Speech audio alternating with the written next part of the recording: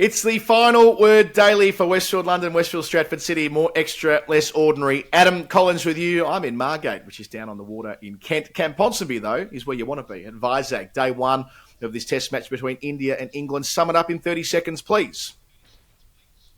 Jaiswal dominates England, but England maybe, possibly, slightly edged the day. The score finished at 336 for 6 after 93 overs, where India would have wanted to leave England in the dust, way behind, unable to have a route back into this match, a route back into victory. But as it happened, 2 wickets late in the day for England means it's kind of even Stevens. I'm very intrigued to see what kind of those watching this think in terms of who's ahead, who's not ahead. But if we're going to focus on one player today, it will be Jaiswal. 179 not out from 257. A superb innings, having batted throughout the day. Yeah, he was brilliant. They closed at 336 for 6. India haven't lost a test match when making more than 350 in the first innings of it at home since 1998. So I think that that's a busy one for you, a quick biz one to get you going. So I feel like they are ahead in the test match, but equally 6 wickets on day one. Had England been told they were going to be bowling first on a track, which is pretty good for batting so far, they probably would have taken 6. It should really be 4 down, 2 comparatively soft dismissals late in the day. Akshar Patel chopping down on one and bouncing a bit more from the debutant Shoaib, and that was a nice piece of bowling in the sense that it bounced more than Akshar thought.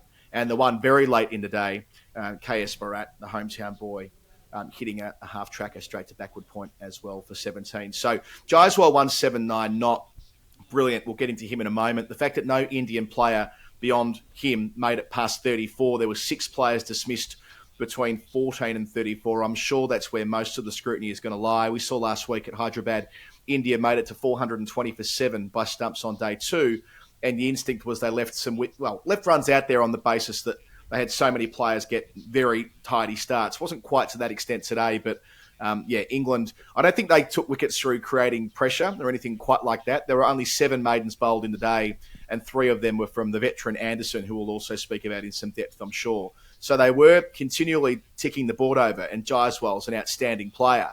It was more against the flow of play. Indian batters fell both in the second and third sessions. Yeah, and those Akshar and Barrett dismissals just made you want to jump off a fucking cliff. Half-trackers that have been chipped to point. It was an absolute disaster, especially because it's the same old story for India, or same old story of one test match. This was such a big toss to win. And if you can get 550, if you can bat well into tomorrow, your runs are then worth exponentially more, because the whole point of this wicket is that it's going to be flat for 2 days and then it's going to crumble away. Winning this toss was so crucial to India, and they haven't quite made the most of it. And given the ease at which Jaiswal has scored his runs, and given the manner of dismissals, it's the same as Hyderabad, where in Hyderabad we thought India might get away with it. They've got enough runs, they're far enough ahead in the game. But if they learn anything, it's that this England team do kind of weird little miracles from time to time, and you need to make the most of your opportunities. Shubman Gill will be absolutely spewing. To have managed to nick off to Anderson, wide out outside off stump. Yes, it was a good ball. Yes, these things happen. But for a player under pressure to have this opportunity to get this start on this wicket, it's kind of it was synonymous with the rest of the batting lineup, where outside of Jaiswal, it was a tale of it was opportunities missed. There wasn't really anyone that was really ripped out. Like Shreyas Iyer got an unfortunate ball that kept low. Patidar, unlucky, kind of defended the ball into the ground. It rolled back onto his stumps. He missed it. He could have kicked it away, but he missed it. But just having a live audience. Just wanted to interact with the fans. Okay. Interact with the crowd. That's fine. But eventually, I think Jaiswal was actually weirdly kind of closer to the mean of where this pitch, where this wicket, where this day should have been for India, is that it should have been big runs and England kind of facing the dirt, no way back into the test match, and that's not what happened. Yeah, I mean, that's exactly it, that Jaiswal batting as well as he did. He has one player really go with him. The partnerships are 40, 49, 90, 70, 52 and 29, right? Like if any of those mature to what they should be, then England, I'm not going to say they're out of the game. I made that mistake after Hyderabad on day 2. They're never really out of the game, but it's a very different story if we're looking at a card that's sort of 340 for 4, which it might have been had Akshar batted all the way through. So in terms of the way India batted, their false stroke percentage today was 10%, which is the best at home for 5 years, another one from CricViz. So it sort of reinforces that they did control the tempo of the game. And it was the players getting out after the starts you've referred to before. In a way, that's the biggest sin for an Indian batter. I know they cop so much grief when they get in, then get out, but so it is for Rohit, who was caught round the corner for 14, giving Shoaib Bashir his first Test wicket, a pretty handy one too. And around the corner, which is becoming a specialised position in Test cricket, that leg slip, we see how important it is for Nathan Lyon. And now England have got an off-spinner. I don't know how much he'll play with Jack Leach as the first choice in England, but still someone for the future, having someone round the corner there, taking a catch right away. The Anderson-Gill setup, he'll be thrilled with that. Jimmy Anderson, Test wicket, 691, but the way he worked around that third and fourth stump line, pushing it a bit wider, the tempter caught behind. You could see Ben Folkes moving to his right in front of first slip. He was celebrating before he even caught it. Such was the joy at finding the outside edge. Shreyas Iyer, Ben Folkes, another catch there for the Surrey Gloveman. Shreyas going back to cut a ball next to his off stump that doesn't get up. That's a little bit of a story of the pitch, although principally flat. You heard from Jaiswal after play today saying that it was quite wet, using his word, early on. It was damp, was the word he used, until about lunch. And after lunch, things flattened out and there was more bounce. So I think your point about first innings runs being even bigger here than they were last week will play out to be true. I wonder where Johnny Bairstow's gloves would have been had he been keeping instead of Ben Folkes. That was excellent keeping, staying as low as possible for as long as possible. Then Paditar, he looked good for his start. He reaches 32 from 72. Bharat Sundaresan, our colleague, compared him to Salim Malik with the risks he was seeing early on, but then deflects the wrong one from Rayan Ahmed onto his stumps. Not the first time that he nearly fell to the wrong one of Rayan when he was belatedly introduced in the 60th over, and the 2 dismissals late in the day. So there's a bit of a theme there. So you go through it, taken as a whole, India are now not relying on Jaiswal to reach credibility. They've already done that, but making the most of the situation they now find themselves in. Yeah, and when I say kind of the idea of ruling England out of winning the match, I think that was the point. Of the 4 possible results, India couldn't win the match today. They couldn't guarantee a draw, but they could guarantee that England don't have a route to victory, as it were. You can force them outside of the game. Yeah. And Jaiswal, I really just like watching him bat. He's the type of player which makes me wonder why I'm so bad, or why can't we all do this? It's a technique of kind of great simplicity, and then as soon as anyone gets remotely full, he just absolutely belts it. There was a brilliant kind of 6-7 ball sequence which took him from 73 to 90. It was actually the only half chance he gave up throughout the game. He slashed that ball from Tom Hartley, I think, and it just evaded the kind of diving Joe Root at slip. And then Hartley bowled 2 more balls kind of full of length, and then Rayan Ahmed did in the following over. And he just throws his hands at it so hard. I'd be fascinated to know how heavy his bat is, which is an incredibly boring thing to be interested in. But I think he just lifts his hands up, and he just drops this kind of sledgehammer on the ball, and it flies away. And we saw this happen when he went from 94 to 100. They'd left kind of Ben Duckett kind of in deepish mid-on, just teasing him, going like, go on, have a go. Do you really want to do it? And he was like, yeah, that sounds great, actually. Brilliant celebrations. It was a day of great celebrations. I was asking around the kind of press box, I was like, is there any story to these celebrations? He kind of had like the bird arms going out and like helmet and bat on the floor. And as of now, I haven't had an answer. If anyone in the comments knows if there was any kind of story behind the celebrations, please do let me know, because I absolutely loved them. And yeah, I think if you're him, you're going back into the dressing room and you're feeling very smug because no one else has managed to score as many runs as you. But you're also going, guys, like, someone stick with me. Someone get to 60, 70 or 80. Because England take the new ball tomorrow. Say Jimmy Anderson nips out 1, just gets Ashwin, or Jaiswal sticks one up in the air.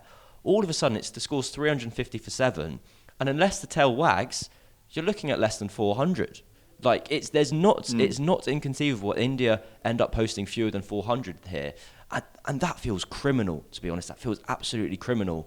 I think we are, to use the oldest cliche in the book, crucial next session coming up. Crucial first hour on day 2, is that what you're saying, Kat? Yeah, like with Jaiswal, it's always a crucial first hour. Especially on day 2. Like Jaiswal it's meant to be hard when you arrive at this standard, right? And he's done so last year, made 171, on Test debut in the Caribbean, and of course made brisk runs last week at Hyderabad. 179 knot today. I mean, there's the cliches about left-handers looking elegant through the offside. He has all of those. Inside out, glorious. Looks like Brian Lara, right? But has the IPL thing going on as well. 5 sixes, most of them in the V, hitting long, trusting his swing. A 6 to bring up his century. I was surprised to read that Sachin Tendulkar brought up 3 figures in Test cricket 6 times with a 6. I would have had other players doing it more often than Sachin, but I suppose there's a big sample size of 5100s there to get them in that way, but still. And he has all the strokes, but he's also got this incredibly balanced defence. So when you get the majority of cricketers who are making the step up to Test level and take a time before they finally click, and that might be what we're seeing with Shubman Gill right now, who also started his Test career in fine fettle a few years ago in Australia. Jaiswal just looks like he's not burdened by anything. The celebration might be reflective of that. He clearly planned his celebration for the century, right? Well, and this is not something that you would encourage someone to do. It might be tempting fate, but he knew it was going to be an instantly iconic, memorable celebration, effectively taking a bow to the crowd after dropping his bat, his gloves and his helmet. So he's clearly not short on confidence either. And you see a guy like this as early as you see him in his career doing this, and you can almost lock him on for 10,000 Test runs, right? Like, that might sound like a bit of an exaggeration, but all things being equal, if you're that good this young, what's getting in his way? I don't know. Well, yeah, he's 5% of the way already there. And when you think of, he's got 2 Test hundreds, and when he reaches 100, his current lowest score is 171, which is quite good. And for those who don't know, I know... can I just say a quick interlude? Your statistics have been absolutely phenomenal today. I've enjoyed all 3 of them immensely. Sachin Tendulkar one, excellent. And for those who don't know the story of Jaiswal, it is remarkable. He moved to Mumbai when he was very young, and he was living in a tent in the kind of one of the Maidans, and he was selling pani puri, which is a kind of roadside kind of traditional Indian snack. And then he was taken in by kind of his mentor. It genuinely, if you aren't aware of his story, I think for listeners, people will either be going like, "I'll change the tune, we've heard this before," or if you haven't heard it, I recommend you go off and read up on him. It's absolutely fascinating. But because of how attacking he is, England were a little bit more pragmatic in their approach today. I found their tactics very interesting. They had fielders out for a lot more than I've seen them kind of in their last 3 Test tours, with Jaiswal in particular, or more to the point when Axar Patel was batting with Jaiswal, and when it was getting to the end of an over, they were spreading the field to allow Axar to get back on strike and take a single. Shoaib Bashir, who I'm sure we'll talk much more on, was regularly bowling with 3 sweepers out. Kind of, it felt more conventional captaincy at times from Ben Stokes, and that's not necessarily a criticism at all. I found it interesting that England was slightly bending the knee and aware that this was a day that to survive, to keep them in the fight for tomorrow. During the Pakistan series, when the flat wickets were being rolled out, they kept on using this phrase, and I couldn't find the exact quote about like enjoying the challenge and kind of enjoying the misery of a day in the field, and kind of like, God, like we're really going to have to hunker in together here, lads, and get through this.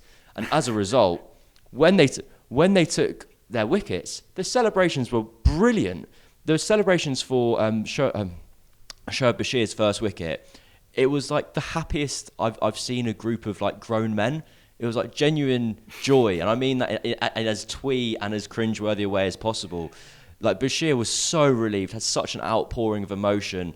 Ollie Pope and Ben Folkes were hugging. You had people running into Bashir, arms out, wanting to give him a hug, because they understood kind of what a moment this was for him. And Rayan Ahmed was last in. He'd been fielding out on the boundary, and he had the aeroplane arms coming out. And I think I know I'm going on a little bit here, but I've just been thinking of having this kind of theory about this Bazball, this mantra that Stokes and McCullum are building. The kind of phrase I've got in my head now is that it's making the adult profession the childhood dream it's meant to have been. And I feel like selections like Rayan Ahmed, Shoaib Bashir, Tom Hartley, all these fast-tracked picks can really help and buy into that and kind of advance it. Because for the likes of the people who would play this every week, every month, at their regular England players, if you get people who are in effect, the competition winners is too mean a phrase, but people who didn't have international cricket on their radar, and you launch them into the team, and they're wide-eyed and they're amazed and they're so excited to be there because they never dreamed they'd play for England in Test cricket, it then reinforces to the group just how lucky and just how amazing a thing it is. And you see that in the celebrations. You can really see that in the group. Today was I'm sounding like a massive England shill, but this was this was a day I kind of really, I found myself getting quite endearing myself, or the England team were endearing themselves to me, where I was going, this looks like a group who are loving the challenge of being out here, are really enjoying each other's company and supporting the likes of Shoaib Bashir in this insane, immense challenge of coming out to India and trying to win a 5-match series.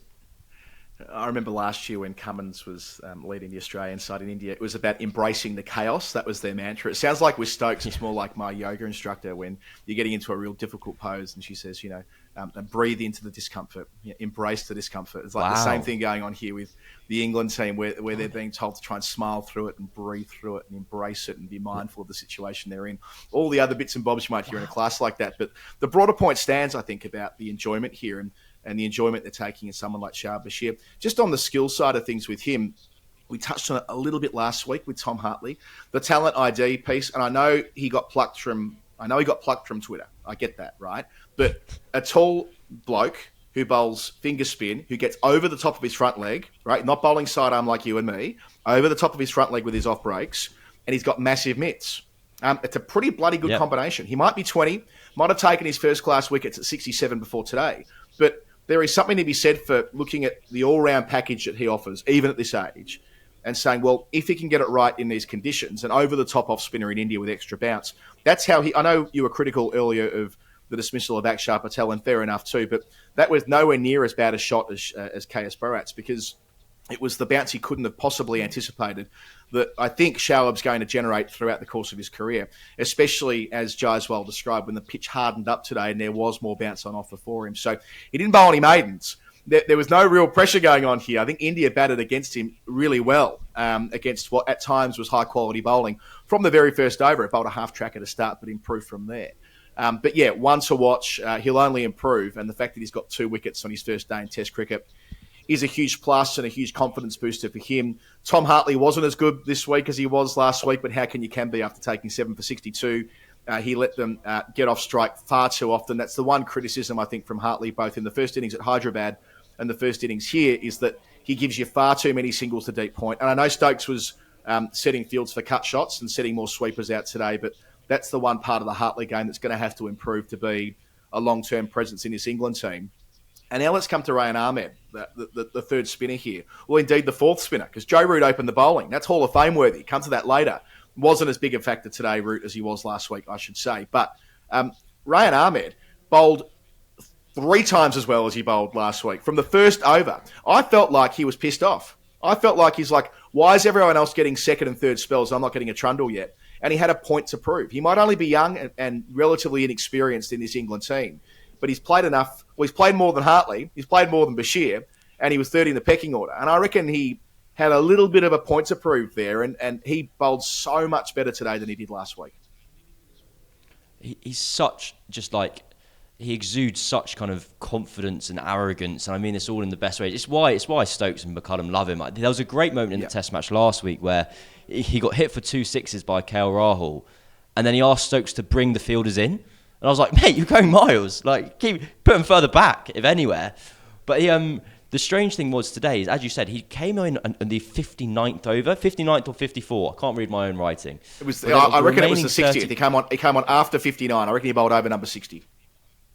So, and what makes that doubly interesting is, having not bowled all day, he then bowled 16 of the remaining 34. So he basically didn't come off. It was a day of long spells for England. Shoaib Bashir bowled 28 overs today. Remarkable.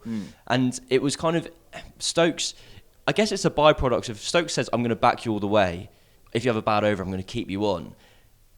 If that's the message, at times, it means that people have to not get an opportunity, because if someone is getting the long bowl, it means someone else isn't. But as you said, it was odd. You were looking around going like, when's the leg spinner going to have a bowl? It's flat. Like, we need wrist spin, we need variety, we need X and Y. And he did manage to get the breakthrough with Patadar. To go back to Shoaib Bashir very briefly, in terms of the skill set, he has a very meandering run up. He comes in, he darts in front of the umpire, and he shoots off in the opposite direction. He's almost bowled like his front foot is almost kind of Mark Watt style. There we go. There's one for the real cricket tragics. Kind of sticking right off over. That's a test for the people out there.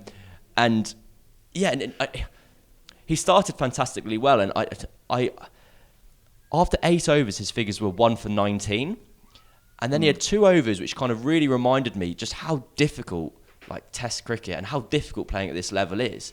If you bowled 8 overs and 1 for 19, for 99.9% of cricketers in the world, you're 2 overs away from having a spell, being finished for the day and patting yourself on the back saying, a job well done.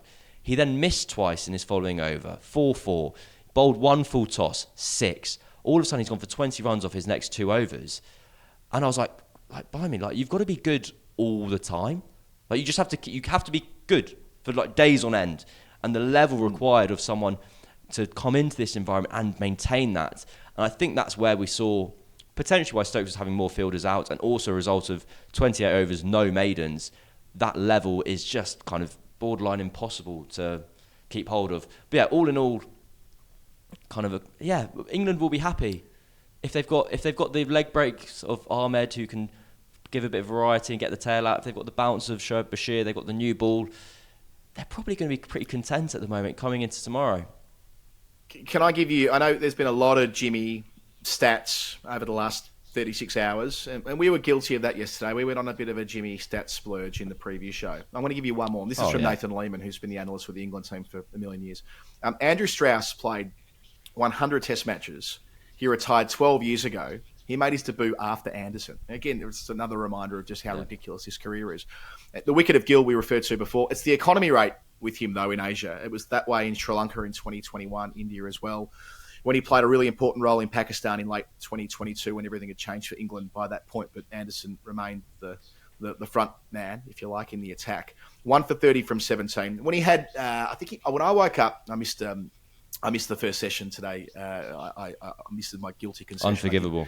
I did catch up and watch most of it on the wind back function on the telly, but I saw his figures as 1 for 23 from 10, and my instinct was, he's been a bit expensive, Jim, by his standards. Ridiculous to think that, but from there he drags it back yet further. An economy rate of 1.8, which was just what they needed him for. The fact that he got through 17 overs, we said in the preview that Mark Wood bowled about 15 overs for the whole test match, isn't there to do that role, but Anderson, as Stokes said in his pre-game himself yesterday, gives him, as captain, more options and does hold up an end and can play the role of another spinner, even if he is bowling at 130 clicks or whatever he bowls at these days, and still gets the ball moving around. And in all probability, from what we've seen so far on this surface, it will take the reverse swing at some stage through the course of the 5 days. So Anderson back in the side and immediately giving something, and what an inspiration he's been for so long, for so many people who love fast bowling. Well, yeah, he's a sim game bowler out here. It's just like you give him the ball, you advance the game by about 15 overs, the scoreboard hasn't moved, and maybe you've taken a wicket. Brilliant. Yep. And even when you said he was 10 overs, 1 for 23, it's because Shubman Gill kept nicking off. Like Gill nicked him through the slips twice for 4, and that was where the runs came from. That's literally a third of those runs that he had conceded. It's lucky he's in the best shape of his life, or looks it, because I think he bowled 18 overs today. Like his workload is quite high. Yeah. There was an argument whether... It's interesting, because Anderson bowls well, he creates an argument for a second seamer. Like if he bowled worse, there would be less need for a second seamer. But I think it more speaks to his quality that England, maybe people at home think maybe we've got the balance of the side wrong. I think you've just got an exceptional skill set in Jimmy Anderson, operating at the highest level and kind of holding down an end and nicking off their number 3. A useful combination. And the balance would be all sold if Stokes could bowl, right? So it's not a personnel thing. It's the fact that Stokes' knee doesn't exist anymore. Cam, I think it's time that we move along to the Final Word Hall of Fame. The Final Word Hall of Fame is brought to you by Westfield London and Westfield Stratford City. I've decided not to read the copy before we record now. I spoiled the surprise 2 days ago. So here we go. Valentine's Day is the subheading. In 1950, the West Indies came to England and beat them for the first time away from home, thanks to those little pals of mine, Sonny Ramadan and Alf Valentine. Okay. And now, every February 14, we celebrate that historic series by exchanging flowers and chocolates with our loved ones, or totally ignoring. That's entirely your prerogative. But if you are romantically inclined, get yourself down to Westfield London or Westfield Stratford City and express your love materialistically, which was the style at the time. Whether you're after flowers, chocolates, cards, jewellery, perfume, or some after-hours accessories, you can find something for that special person in your life. Valentine's Day changed for me a while ago when my firstborn, Winnie, came out on the morning of Valentine's Day. It's a nice way of describing it. She came out. She was born on Valentine's Day 2020, just before the pandemic. Well, actually, into the pandemic now, we know a lot more than we did then. And the year before that, on Valentine's Day in 2019, we moved into our home. So it's a wider thing for us. You're going to be in India, so you can't. What are you going to do? Because you've got a little back and forth going at the moment. How are you going to manage that, the long distance back and forth? Look, this is not for public consumption. We can continue this conversation on WhatsApp. We're gonna fire off some messages, get blue ticks, recuperate, go again, bring our morale back up. That's the strategy right now. Okay. Well, it sounds like Valentine's Day is the place to go. Maybe you can jump online there or something. Google Westfield London, Westfield Stratford City, more extra, less ordinary, and we'll hear more from them tomorrow. Cam, there's a bit to choose from here today. A bit to pick from, I should say, on the our final word moment of the day. You go first. First one from me, courtesy of Jared Kimber on the TalkSport coverage. Jimmy Anderson's bouncer today was 100 to Shreyas Iyer was 126 kilometres per hour. Joe Root's was 123. So good stuff. Enjoyed that. My actual favourite moment of the day was Shoaib Bashir's catch at the end of the day to get KS Bharat. He's misjudged it and he's gone fingers pointing up, but the ball's kind of got top spin on it and he's got lower and lower and lower and he's caught a reverse cup about 6 inches from the ground. And the camera's just picked up, and also I did see it live, I think, Johnny Bairstow and Ollie Pope just absolutely ripping the piss about him just like misjudging it. And it just, again, it made me laugh and it made me think how comfortable the group must be with one another and how comfortable, well-ingrained Bashir must be in the group, because you wouldn't take the piss out of him in that situation if he wasn't kind of well-liked and they were happy for him to succeed. It would have been a terrible drop, and then it would have been in the Hall of Fame for different reasons. But I enjoyed just a bit of a teammate back and forth saying, that was really shit, mate. There we go. It was Ponting. I would say it's Ponting-esque. Always took the ball about 6 inches from the ground with his fingers up. The Australian way, when we were growing up, they used to speak of that. Yeah, but that's because he did that on purpose. Bashir went, that's hitting me in the chest, and caught it by his shins. Yeah. Yeah, more Joe Root here. So, first of all, 93 overs in the day were achieved, which is so rare that you get beyond the minimum, and especially with England, who don't care at all for their over rates and the World Test Championship points they've been docked over the course of the last 12 months. But, 93 in, more spinners, I say. They opened with Joe Root. Imagine saying to either of us, in 2021, the opening bowlers for the second test of the 2024 series will be James Anderson and Joe Root. You'd be carted off to an asylum saying that. I mean, Anderson's longevity, as brilliant as it is, no one had him playing until 2024 when he last played in India.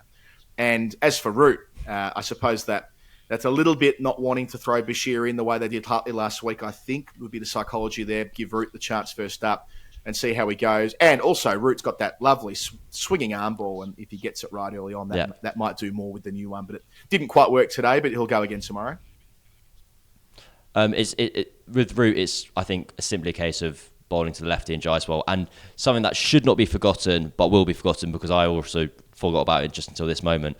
Like, second over of the day, Jaiswal plays this big booming cover drive off Joe Root, and it goes like 5 yards to the right of Rayan Ahmed at cover, like chest height. Like, it would have joined Axar and KS Bharat. There'd have been a fucking queue getting ready to whatever. That's a morbid. Anyway, so yeah. Jaiswal, one mistake in the day, first over, and then he got 179 other good runs.